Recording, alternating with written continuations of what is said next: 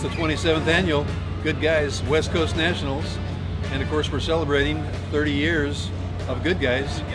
Well, it's the annual West Coast Nationals, which is kind of the gem of the hot rod industry.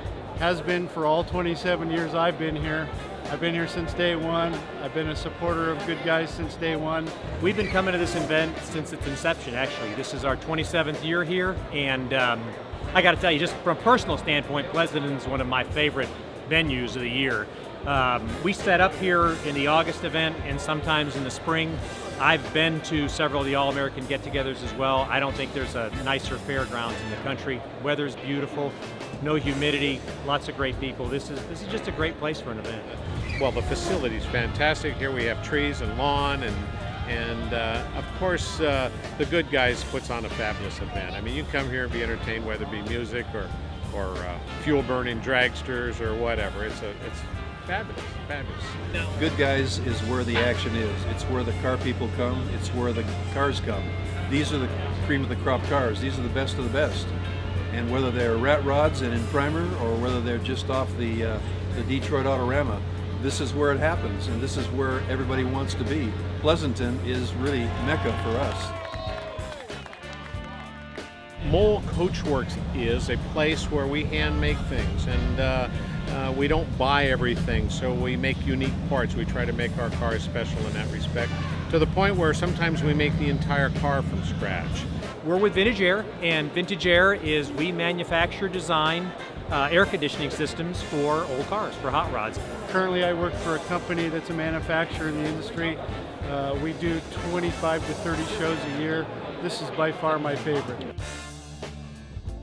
Gary started in the garage in Danville, I believe it was, back then.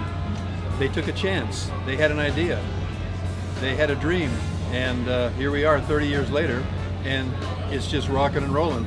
Well, as you know, the event has changed over the years. You know, initially it was pre-48 event, and then it was, you know, up to 50s, and now we've opened it up more. I think it's just kind of a reflection of how this whole hot rod thing has grown over the years. You know, what I used to consider a hot rod, what we used to consider a hot rod, has changed. You know, there's just been, I wouldn't say it's been a change as much as it's been growth over the years. Acceptance of, you know, years ago, the hot rods parked one place and late model cars parked somewhere else. Now, you'll see a 32 Ford next to a 69 Camaro, and I think that's just a reflection of the growth we've seen in our hobby, and it's been great for all of us. Over the years, I've had a lot of experiences with the Good Guys Association, all of them positive. You can definitely see the difference between Good Guys Association, their passion for the industry, and really the hot rodding that comes out of it is a totally different experience for a manufacturer or vendor coming to a Good Guys event versus something other than that. People look at cars, but from my perspective, this is the greatest people in the world that are involved with hot rodding, both industry people and the people that do it for a hobby. How many people come to Pleasanton every year to meet up with the same friends that they did last year, and the year before, and the year before that? And some of these people have been doing it for 30 years, you know? Getting together, and the cars are a way to get here, but once you get here, it's still people are the big thing, you know? And that's the greatest part of this to me. It's all happening right here. Pleasanton, California, the Alameda Fairgrounds. If you're not here, you should be.